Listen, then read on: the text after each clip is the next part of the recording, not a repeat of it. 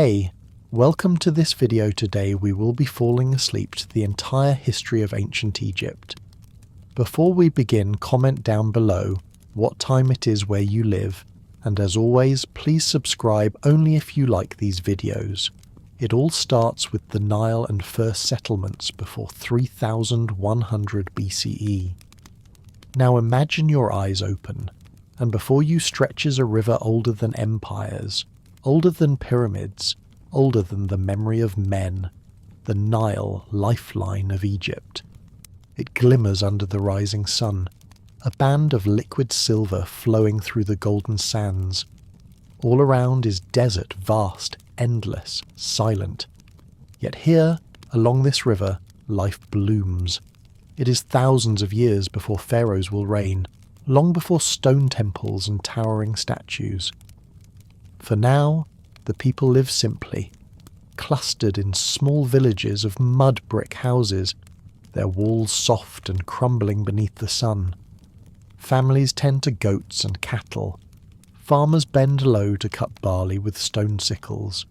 Fishermen wade into the shallow waters, casting woven nets into the Nile. Children splash and laugh along the banks, their voices rising in the warm air. Each year, the Nile floods. The waters rise with steady rhythm, carrying black silt from the highlands to the south. When the waters recede, the land is reborn. Rich, dark soil stretches across the floodplains. Wheat and flax sprout. Fruit trees flower. To the people of the Nile, this is not just chance, it is divine. They see in the river the hand of the gods, a gift that brings food, trade, and survival. Without it, there is only desert. At night, fires crackle outside the villages. The desert sky opens, vast and clear, heavy with stars. Families gather to share food, bread baked from the grain of the flood, beer brewed from barley, dates and figs sweet on their tongues. As embers rise, voices whisper stories of spirits in the water, animals that walk as gods, and the cycle of death and rebirth reflected in the river's flow. The Nile does more than feed their bodies. It shapes their beliefs, their world, their very sense of existence. Its rhythm is their rhythm. Its cycle is their cycle. And slowly, on its banks, the foundation of one of history's greatest civilizations begins to form. Now brings the unification of Upper and Lower Egypt circa 3100 BCE. Your eyes open again, and now you see two lands divided. To the south lies Upper Egypt, a narrow valley cut by the river, the cliffs of the desert rising high and harsh on either side. To the north lies Lower Egypt, the Nile Delta, a green web of branches and waterways stretching toward the sea.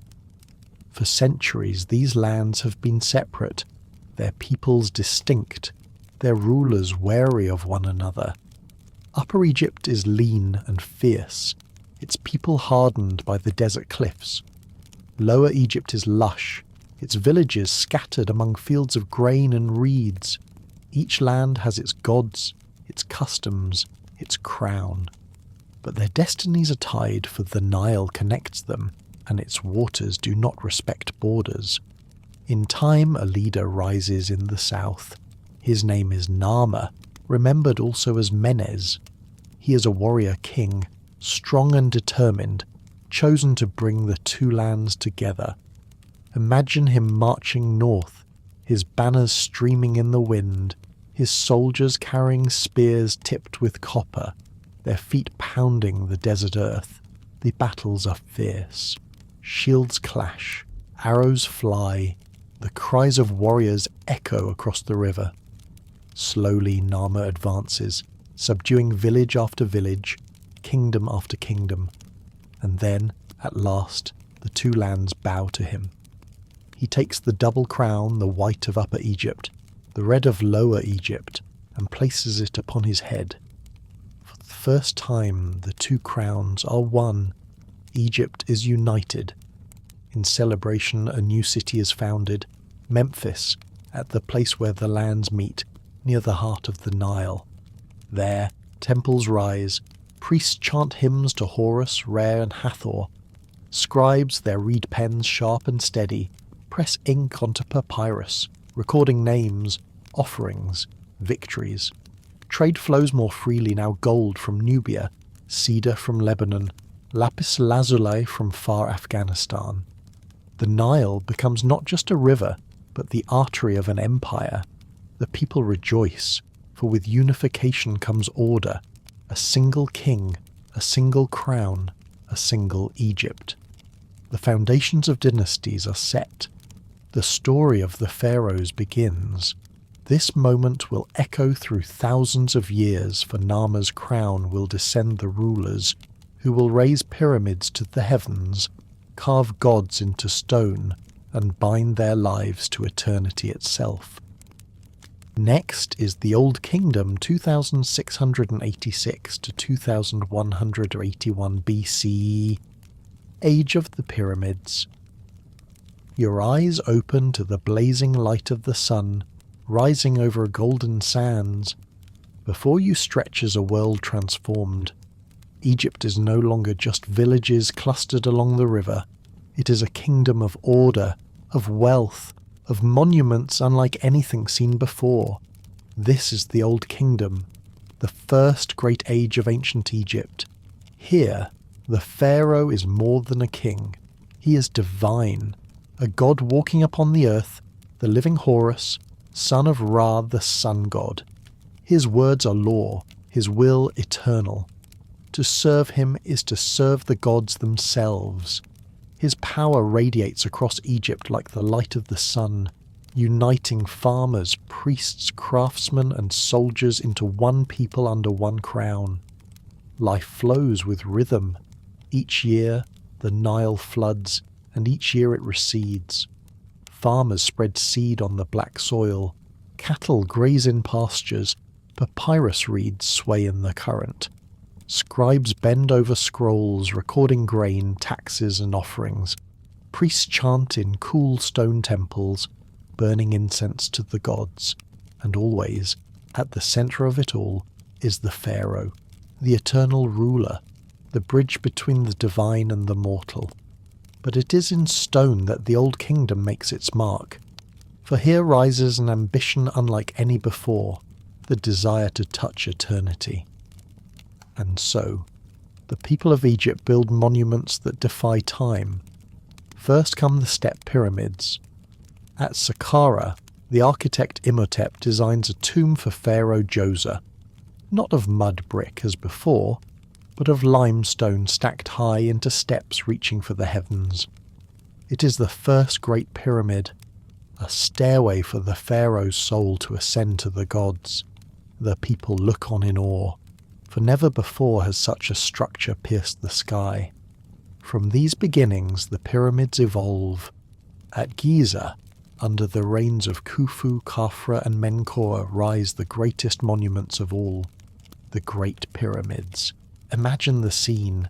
Tens of thousands of workers hauling blocks of stone, each weighing tons across wooden sledges. The sun beats down, sweat glistens on their backs, the air filled with the thud of hammers and the scrape of chisels. Slowly, year by year, the pyramids grow higher, their sides angled smooth, their tips once capped in shining white limestone that caught the sun like fire. Beside them rest the Sphinx, the lion-bodied, human-faced guardian, its gaze fixed eternally east toward the rising sun. Silent, massive, mysterious, it watches still through millennia. Inside these pyramids lie chambers of wonder. Painted walls tell of journeys to the afterlife. Food, furniture and treasures are sealed within, offerings for the pharaoh's eternal soul. For the Egyptians believed life did not end with death. Death was a doorway, and the pyramid was the vessel to carry the king into the realm of the gods. And so, the Old Kingdom thrives.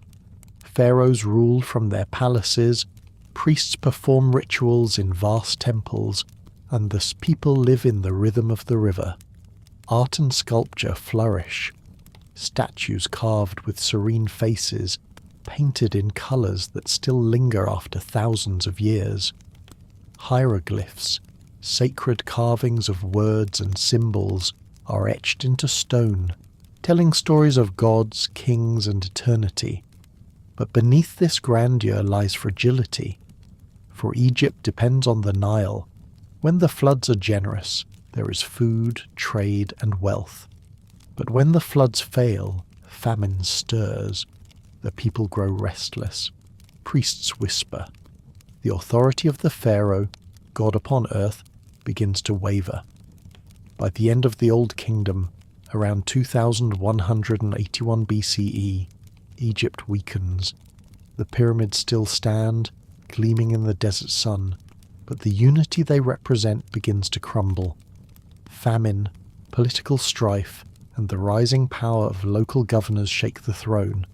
The first golden age fades, and Egypt enters an era of chaos and uncertainty.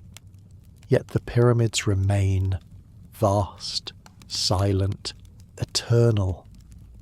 A promise carved in stone that Egypt's greatness is only beginning.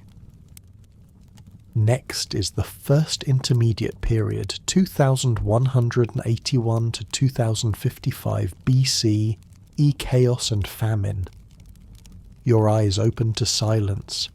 The glittering grandeur of the pyramids is behind you now, their stones gleaming still, but the world around them has changed. The Nile lies low, its waters thin and hesitant. Where once the flood brought life, now it falters. The black soil turns pale, crops wither, and hunger gnaws at the villages along the riverbanks. Egypt, once united under the divine authority of the pharaoh, begins to fracture. Local governors, called nomarchs, hold power in their regions. Without strong floods, without abundant harvests, the central government weakens. The pharaoh's voice, once like the voice of a god, fades to a whisper. Imagine walking through a village at this time. Granaries stand nearly empty. Bread is scarce. Children's voices are quiet, their bellies empty. Families barter scraps of grain for fish, for dates, for anything that might fill the silence of hunger.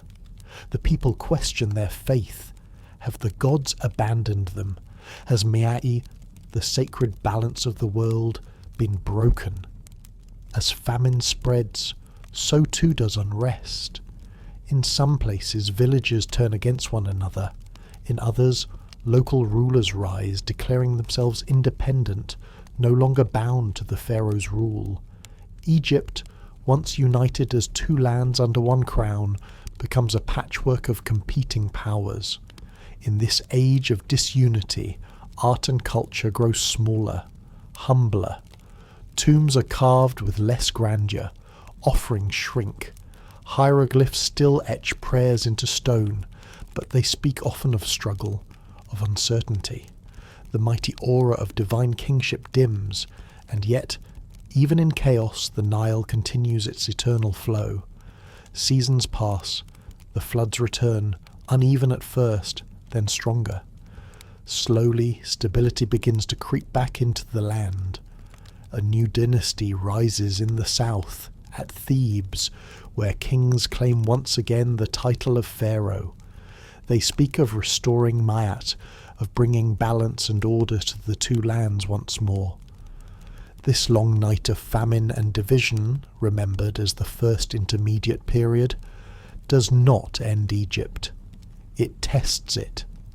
From the hardship emerges resilience, and from the chaos will rise a new age of prosperity, the Middle Kingdom, where Egypt learns to rebuild itself stronger than before.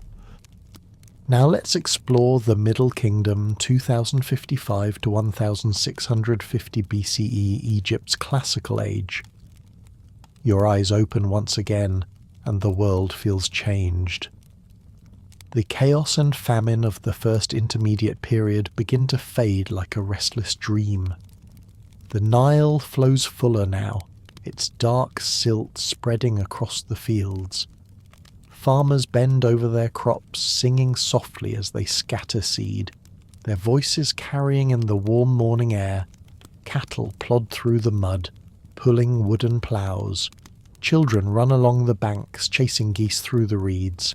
From the south, at Thebes, rises a new line of rulers.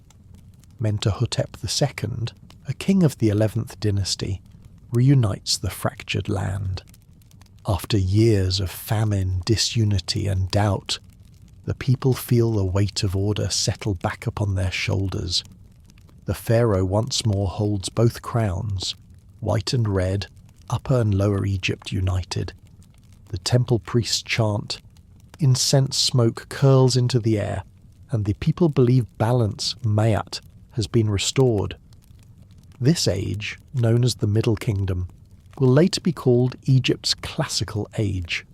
It is not just a return to stability, it is a rebirth of culture, art, and faith. Picture a bustling village along the Nile. The floodwaters have receded, leaving fields dark and fertile. Farmers reap wheat with curved sickles, their children weaving baskets from reeds. Women bake bread in clay ovens, the smell drifting through narrow streets. Fishermen haul nets teeming with Nile perch, while herders guide flocks of sheep and goats into pens at dusk. The people feel secure again. Granaries fill. Trade begins to flourish. Merchants load boats with goods, papyrus scrolls, linen cloth, honey, beer, and copper tools. Their sails catch the wind, and they glide north, toward the delta, toward the Mediterranean. From beyond Egypt, goods also arrive. Cedar wood from Lebanon, silver from Anatolia, lapis lazuli from distant Afghanistan. The Nile is Egypt's highway, and the Middle Kingdom thrives upon it. The kings of this age do not build pyramids to rival Khufu's at Giza. Their tombs are smaller, less ambitious, hidden away in cliffsides near Thebes. But what they lack in size, they make up for in refinement. The walls are covered with painted scenes of daily life, farmers tending crops, hunters capturing birds with throw nets, craftsmen carving statues. Step inside one of these tombs. Torchlight flickers across the walls, illuminating colours that have survived millennia. Red ochre for skin, blue for water, green for crops. These are not only prayers for the afterlife, they are windows into a world long gone, preserved in paint and stone. Temples rise too, dedicated to the gods. The god Amun, once a minor deity, grows in importance here, worshipped at Thebes. His priests gain wealth, his cult expands, and in time he will merge with Ra, the great sun god, to become Amun-Ra, king of the gods. The pharaohs of the Middle Kingdom are different from those of the Old Kingdom. They no longer appear as untouchable gods, distant and aloof. Instead, they present themselves as shepherds of the people, protectors, caretakers.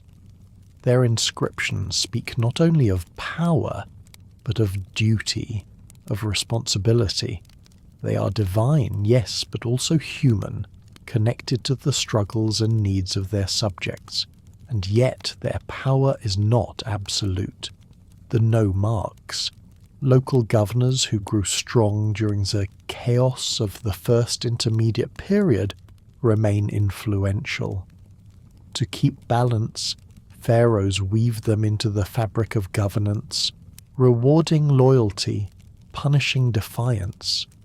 Egypt in the Middle Kingdom is a more complex state, with a king still at the centre, but with a wider web of power and influence. Beyond Egypt's borders, the pharaohs look outward. Armies march south into Nubia, where gold gleams in riverbeds and exotic goods tempt traders. Fortresses rise along the Nile's southern edge, walls strong against those who might threaten Egypt's wealth. To the east, soldiers patrol the Sinai, guarding copper mines and trade routes. In these conquests and defences, Egypt learns more of the world beyond its deserts. New words, new tools, new influences seep into the Nile Valley, blending with Egypt's own traditions. But perhaps what makes the Middle Kingdom most remarkable is its soul. Literature flourishes. Hymns, poems, and stories are written in hieroglyphs and hieratic script. One of the oldest works of wisdom, the Instructions of Amenemhat, warns his son of betrayal. Tales of adventure, like the story of the shipwrecked sailor who meets a serpent on a magical island, entertain listeners around flickering fires. Even in sleep, the Egyptians of this time dreamed of eternity. Coffin texts, prayers and spells painted on the insides of wooden coffins, guide souls through the dangers of the afterlife. They speak of lakes of fire, of guardians who must be named, of journeys across the stars. These words are whispers of faith, echoes of a people who lived close to death but believed deeply in life.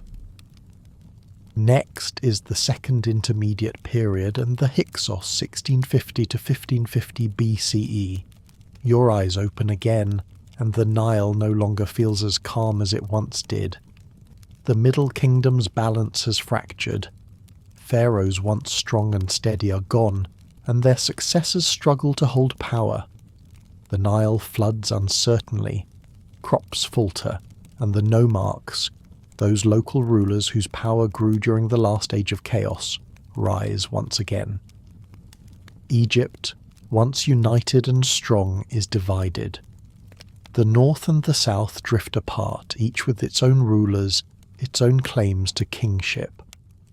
But now, a new force enters the land, not from the deserts to the west or the gold-rich south, but from the northeast, from across the Sinai. They are called the Hyksos, a word that means rulers of foreign lands. Imagine standing in the delta near the green web of the Nile's branches. On the horizon, dust rises. Into Egypt come people unlike any seen before. They bring with them new ways of war, new tools, new animals. Horses, snorting and stamping, pull chariots across the flat land. Vehicles swift and deadly, unknown to the Egyptians before now. Warriors carry composite bows, powerful enough to pierce armour from a distance, and bronze weapons, sharper and stronger than copper. The Egyptians, still armed with their old weapons, cannot withstand this storm. The Hyksos sweep into the north, seizing cities, fortresses, and farmland. They establish their rule in the delta, setting their capital at Avaris, a city fortified with walls and alive with foreign customs. For the first time in centuries, Egypt is ruled by outsiders. The Hyksos do not destroy Egypt. Instead, they settle into its rhythms.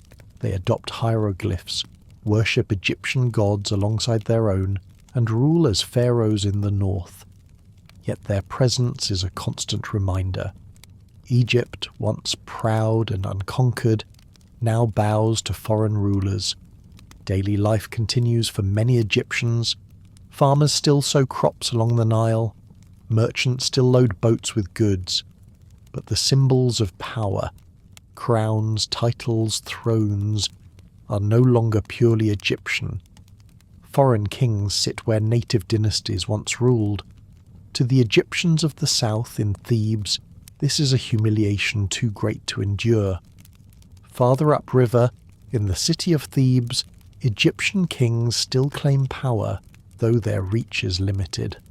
Here, rulers like Seqenenre Tao and later Kamosi rise, determined to drive out the Hyksos. Their tombs and inscriptions tell of fierce battles, of campaigns waged against the northern foreigners. Imagine the clash. Egyptian soldiers, armed now with weapons learned from their foes, pushing back against chariots. The Nile runs red as war rages across the delta. Seqenenre himself is believed to have died in battle, his skull bearing terrible wounds from Hyksos weapons. Yet his sacrifice stirs resistance even further. Finally, his successors continue the fight. In time, a powerful southern king named Ahmose I leads the final campaigns. His armies push into the delta, storm the Hyksos strongholds, and take Avaris itself. The foreigners are defeated, their chariots seized, their weapons captured. Egypt is free once more. From this struggle, Egypt emerges transformed. The Egyptians have learned from their conquerors. They adopt the horse and chariot, the composite bow, the use of bronze on a scale they had never known. Their armies are stronger, their kings more ambitious. And as Ahmose I takes the throne, he founds the 18th dynasty, ushering in a new era, the New Kingdom, the most glorious chapter of Egyptian history, when pharaohs will expand their empire farther than ever before, when names like Hatshepsut, Akhenaten, Tutankhamun, and Ramses II will echo across time. The humiliation of the Hyksos is never forgotten. It fuels Egypt's determination never again to fall under foreign rule. The scars of the Second Intermediate Period shape the empire that is to come. Next comes the New Kingdom, 1550 to 1070, BC, Egypt's golden age. Your eyes open once again, and the Nile glitters with renewed strength. Egypt has risen from humiliation. The Hyksos have been cast out, their chariots seized, their weapons now Egyptian weapons. A new dynasty reigns, the 18th dynasty, and its first great king, Ahmose I, restores Egypt's pride. No longer content to remain behind its deserts, Egypt now looks outward. Its armies march south into Nubia, securing gold mines and trade routes. They march east into Canaan and Syria, determined to expand Egypt's borders and to ensure that no foreign invader will ever again threaten their land. This is the New Kingdom, the most glorious age of ancient Egypt. The pharaohs of this era are not just kings, they are conquerors, diplomats, and builders on a scale unmatched in earlier times. Thutmose I leads his armies deep into Nubia and as far north as the Euphrates River. His campaigns carve Egypt's place as an empire. Thutmose III, often called the Napoleon of Egypt, leads 17 campaigns, expanding Egypt's influence farther than ever before. Cities fall to his armies, tribute pours into Thebes, and Egypt becomes a true superpower. Imagine soldiers marching in gleaming ranks, horses pulling chariots across open plains, standards flying in the desert wind. The Egyptians, once caught off guard by foreign invaders, now stand as conquerors themselves. But not all greatness comes through war. Among the rulers of this dynasty is a woman whose name still echoes, Hatshepsut. When her husband, Thutmose II, dies, his young son is too young to rule. Hatshepsut steps forward, first as regent, then as pharaoh in her own right. She dons the regalia of kingship, the Nemes headdress, the false beard, the double crown. In statues she is carved as a man, for the role of pharaoh is beyond gender. Her reign is marked not by conquest, but by prosperity and building. She commissions magnificent temples, including her mortuary temple at Deir el-Bahri, its terraces rising against the cliffs in graceful symmetry. She sends great expeditions to the land of Punt, bringing back incense, myrrh, exotic animals, and gold. Under Hatshepsut, Egypt flourishes in peace, wealth, and stability. Her reign proves that Pharaoh is not a title bound by blood alone, but by vision and strength. But peace gives way to turbulence. Another pharaoh, Akhenaten, brings radical change. Rejecting the old gods, He declares devotion to a single deity, Aten, the sun disk. He closes temples, moves the capital to a new city, Akhetaten, and commands art to shift into strange new styles, elongated faces, intimate family scenes, a vision unlike anything before in Egypt. This is the Amarna period, a time of religious upheaval. Many resist, priests lose power, and the gods who guided Egypt for centuries are set aside. But Akhenaten's revolution is short-lived. After his death, the old gods return, the temples reopen, and the city he built crumbles into the sand. His name is remembered as heretic, though whispers of his devotion to a single god will echo through history.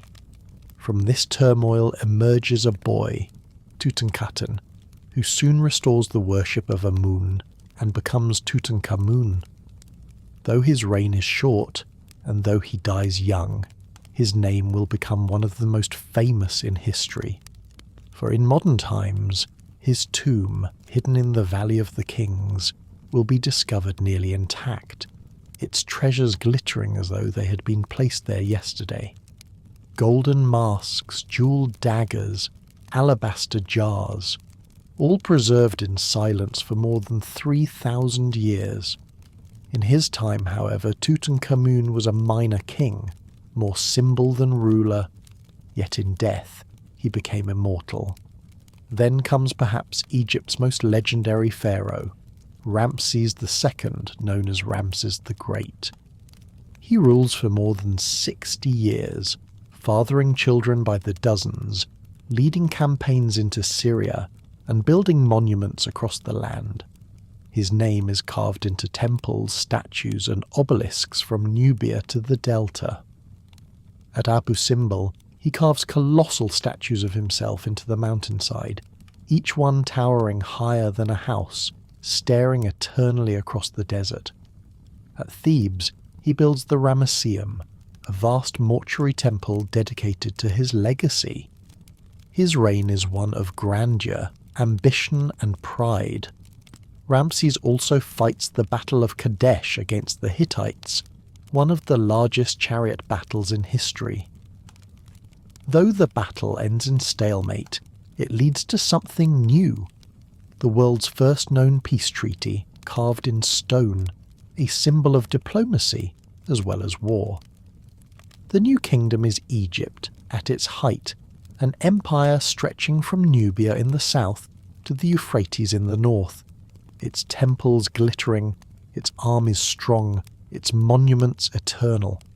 The Valley of the Kings fills with tombs, hidden chambers carved deep into the rock, painted with stars and spells to guide souls into eternity. But time, as always, brings decline. After Ramses, weaker rulers follow. Next is the Third Intermediate Period, 1070 to 664 BCE divisioned, and decline your eyes open once more, and the light is softer now, dimmer. The brilliance of the new kingdom, with its golden temples and towering statues, has begun to fade. The Valley of the Kings lies quiet, its tombs already ancient, their walls still bright with painted stars. But above, Egypt itself grows restless. It is the end of the 20th dynasty, and the great power of the pharaoh has weakened. The wealth that once poured into Egypt, gold from Nubia, tribute from Asia, spoils of conquest, now trickles thinly. Foreign powers press harder at the borders, while within Egypt authority begins to fracture. In Thebes, the priests of Amun grow stronger than ever. Their temples are vast, their wealth immense, their influence undeniable. The high priests of Amun command armies, collect taxes, and in many ways rule as kings themselves. In the north, in the Delta, other pharaohs claim the throne, their power centered in cities like Tanis. Egypt, once united under one crown, is now divided between north and south, between pharaohs and priests. For the ordinary people, life continues. Farmers sow their fields, fishermen cast nets into the Nile. Artisans carve statues for temples. But in politics and power, Egypt is no longer one. At the same time, Egypt's neighbours grow stronger. From the west, Libyan chieftains settle in the delta, marrying into Egyptian families, eventually taking crowns of their own. From the south, Nubia grows more independent, reclaiming lands once taken by Egypt's armies. For centuries, Egypt had been the conqueror, stretching its power across deserts and seas. But now the conqueror becomes the conquered. The land of the pharaohs is no longer the heart of an empire, but a kingdom struggling to hold its place in a world of shifting powers. The age of massive pyramids and golden mortuary temples is long gone. In this period, building continues, but more modestly.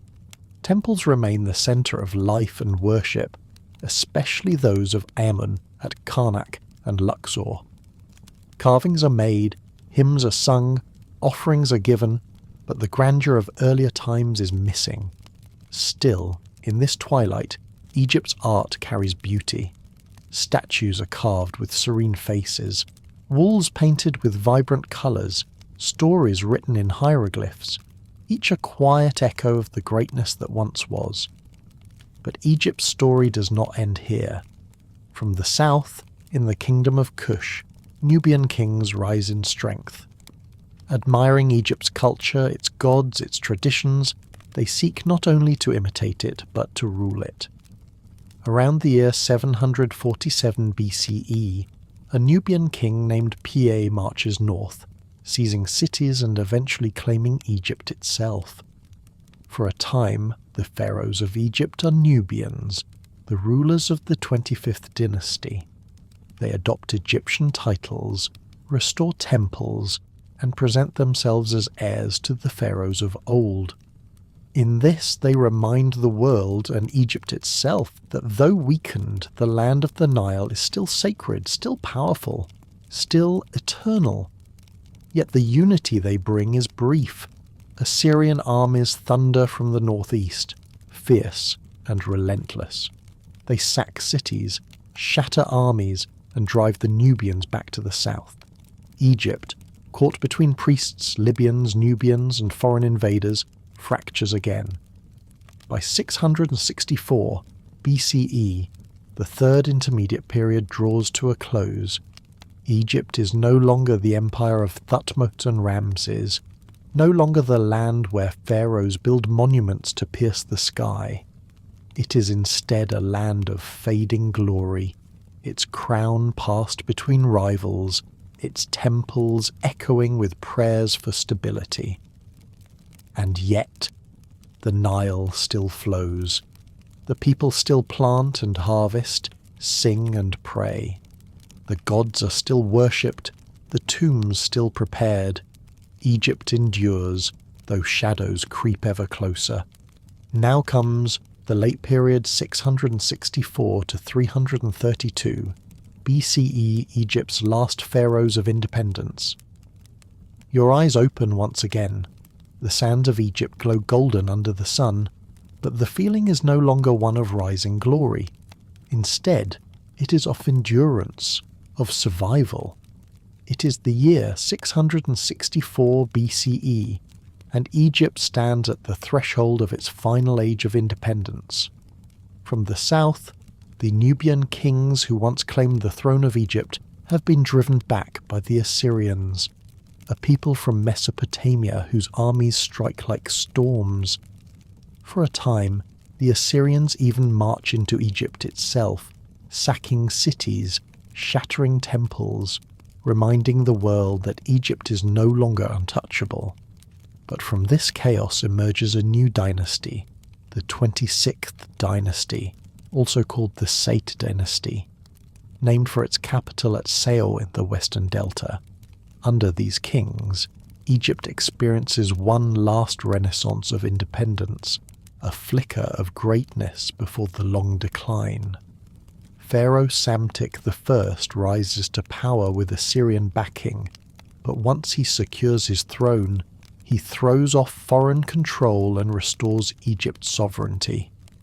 He reorganizes the army, even hiring Greek mercenaries to guard his borders. The first sign of a new world pressing at Egypt's gates. Under Psamtik and his successors, Egypt's cities bustle again. The Nile carries goods north and south. Temples are restored, and art flourishes in the old styles as though recalling the glories of the Old and Middle Kingdoms.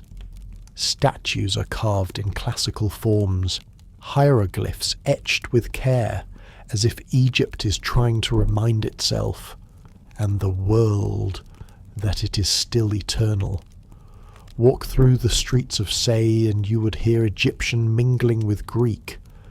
Merchants trade olive oil and wine for papyrus and linen. Soldiers drill in new formations, their bronze weapons glinting in the sun. Priests still burn incense to Amun and Osiris, their chants echoing in vast temple halls. Life continues, as it always has, along the river's eternal flow. Yet Egypt cannot escape the ambitions of the world around it. To the east, new powers rise, the Babylonians, then the Persians, empires vast and hungry for conquest. In 525 BCE, the Persian king Cambyses II invades Egypt. His armies defeat the pharaoh Psamtik III at the Battle of Pelusium. Legends tell that the Persians carried cats and other sacred animals before their shields, knowing Egyptians would not strike them. Whether true or not, Egypt falls, and for the first time in history it becomes part of a foreign empire. Under Persian rule, Egypt is a province. Satraps, Persian governors, oversee its administration. Tribute flows eastward, filling Persian coffers. Some pharaohs rise in rebellion, reclaiming independence for a few short years, only to be subdued again. The rhythm becomes familiar. Uprising, brief freedom, foreign conquest once more, and yet the people endure. Farmers still reap grain along the floodplain. Scribes still ink scrolls of papyrus. Temples still ring with hymns. The spirit of Egypt, older than Persia, older than Babylon, older than most of the world's empires, continues to flow like the Nile itself. As the centuries pass, Egypt grows weary. Its borders shrink, its armies weaken, its kings rise and fall in rapid succession. The Persians return in strength, securing control once more, and in the distance to the north a new storm gathers. The armies of Macedon, led by a young general whose name will soon eclipse kings and pharaohs alike, Alexander the Great. By 332 BCE, Alexander marches into Egypt. The Persians collapse before him. The Egyptians, weary of foreign rule, welcome him as a liberator. At Memphis he is crowned pharaoh, son of Ra, lord of the two lands. To the Egyptians, he is another in a long line of divine kings. To the world, he is the conqueror who carries Egypt into a new age. With Alexander's arrival, the late period ends. The last independent pharaohs are gone. Egypt, once the conqueror of lands, now becomes the jewel in another's crown. Now the Alexander the Great and the Ptolemies, 332 to 300 BCE, Egypt's final dynasty. Your eyes open once again, and the world feels different. The sands of Egypt are the same, the Nile still flows, but a new name now fills the air, Alexander, son of Macedon. In 332 BCE, Alexander the Great sweeps into Egypt, defeating the Persians who had ruled the land. The Egyptians, weary of foreign oppression, welcome him not as a conqueror but as a liberator. At Memphis, priests crown him pharaoh. He is declared the son of Ra, rightful lord of the two lands. For the Egyptians, this is continuity. Another king, another divine ruler. For Alexander, it is part of his vast empire, stretching from Greece to India. But Alexander does not stay long. His eyes are fixed eastward, on Persia, on conquest. Before he departs, he leaves his mark upon Egypt. On the shores of the Mediterranean, near the western edge of the delta, he founds a city, Alexandria. Imagine the scene: ships docking in a wide harbour, markets filled with goods from across the world, spices from Arabia, papyrus scrolls from Egypt, wine from Greece. At its centre, a library unlike any the world had seen before begins to grow. The Library of Alexandria, dreamed to contain all the knowledge of the world, its shelves filled with scrolls collected from every ship that enters the port. In time, a lighthouse, the Pharos of Alexandria, will rise on the island of Pharos, its beacon guiding sailors from across the Mediterranean. It will be one of the 7 wonders of the ancient world. Alexandria becomes more than a city. It becomes a symbol of Egypt's new age, no longer isolated but tied to the wider Hellenistic world. After Alexander's death in 323 BCE, his empire fractures. Egypt falls to one of his generals, Ptolemy I Soter, who crowns himself pharaoh. Thus begins the Ptolemaic dynasty, a line of Greek kings and queens who will rule Egypt for nearly 300 years. The Ptolemies embrace Egyptian traditions. They wear the double crown, build temples to the old gods, and present themselves as pharaohs in the ancient style. Yet they are also Greek kings, speaking Greek in their courts, worshipping Greek gods alongside Egyptian ones. In their temples, Horus and Zeus stand side by side. Isis and Aphrodite become one. Osiris merges with Dionysus. Egypt becomes a land where 2 worlds, Greek and Egyptian, intertwine. In Ptolemaic Egypt, life is rich and varied. Farmers still sow wheat in the Nile's fertile soil, but their grain now feeds not only Egyptians, but also the bustling trade networks of the Mediterranean. Merchants bring silk from the east, ivory from Africa, silver from Spain. In Alexandria, scholars study in the library, astronomers map the stars, mathematicians calculate the curve of the earth, physicians dissect bodies to understand the mysteries of life.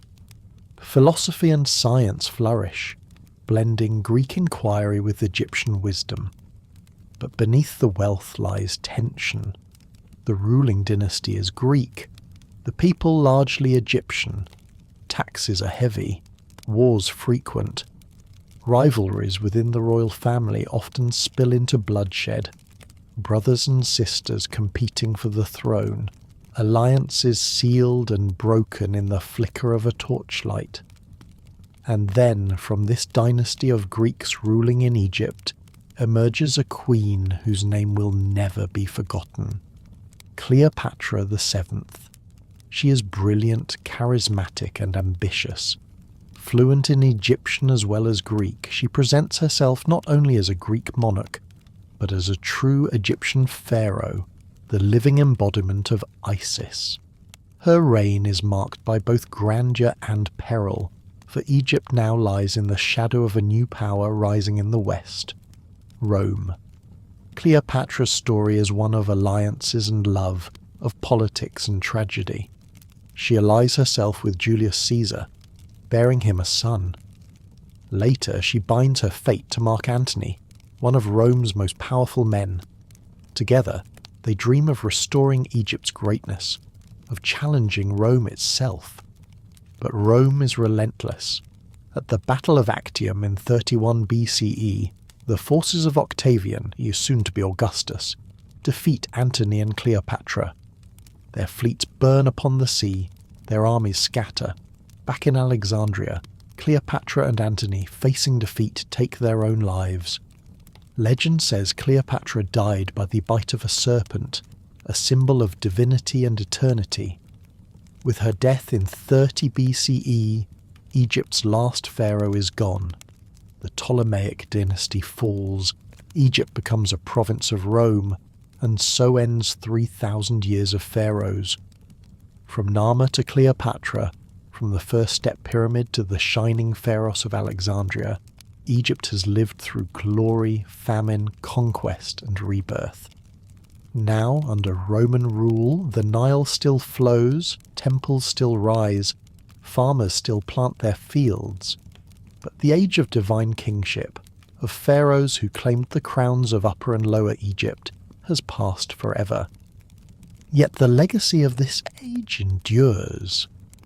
In Alexandria's library, in temples carved with hieroglyphs, in the stories whispered of Cleopatra's beauty and ambition.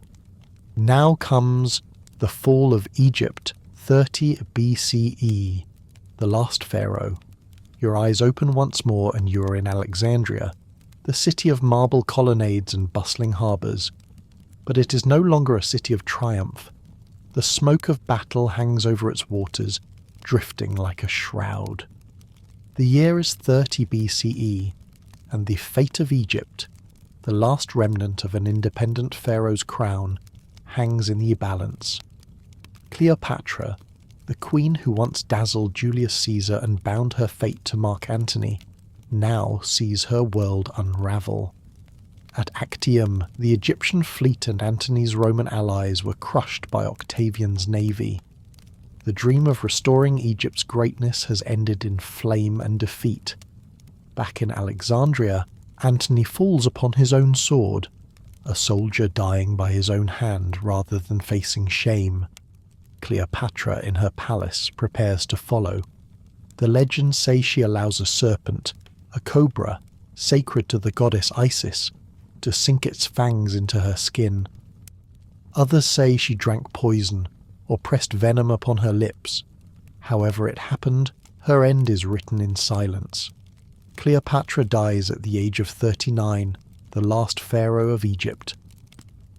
Outside her chamber, the city is quiet. The once great library, its shelves heavy with knowledge, smoulders in ruin.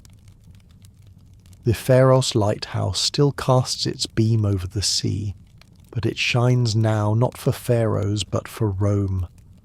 When Cleopatra dies, so too does a lineage stretching back 3 millennia, from Narmer's double crown, through Khufu's pyramids, through Ramses's colossal temples, through Akhenaten's strange revolution. With Cleopatra's death, Egypt is no longer the land of independent kings. It is a province, absorbed into the vast empire of Rome. The age of pharaohs is over. Now let's explore Egypt's legacy eternal on the Nile. Your eyes open one final time, and you stand once more on the banks of the Nile. The river flows as it always has, steady, eternal, its waters reflecting the golden light of the setting sun. Around you, the monuments of Egypt still rise, pyramids piercing the horizon, temples carved with gods and kings, statues whose faces are calm, timeless, unbroken by the passing of millennia. Though Egypt has fallen to Rome, its spirit lives on. Its religion, its art, its architecture, its very sense of eternity will echo across the centuries. Roman emperors will style themselves as pharaohs. Temples to Isis will rise in distant lands. Hieroglyphs will whisper from stone walls long after their meaning is forgotten. The pyramids of Giza remain among the greatest wonders the world has ever seen. The Sphinx still keeps its silent vigil. The temples of Luxor and Karnak still hum with the memory of chants. The tombs of the Valley of the Kings still hide treasures, waiting for the patient hand of time to reveal them.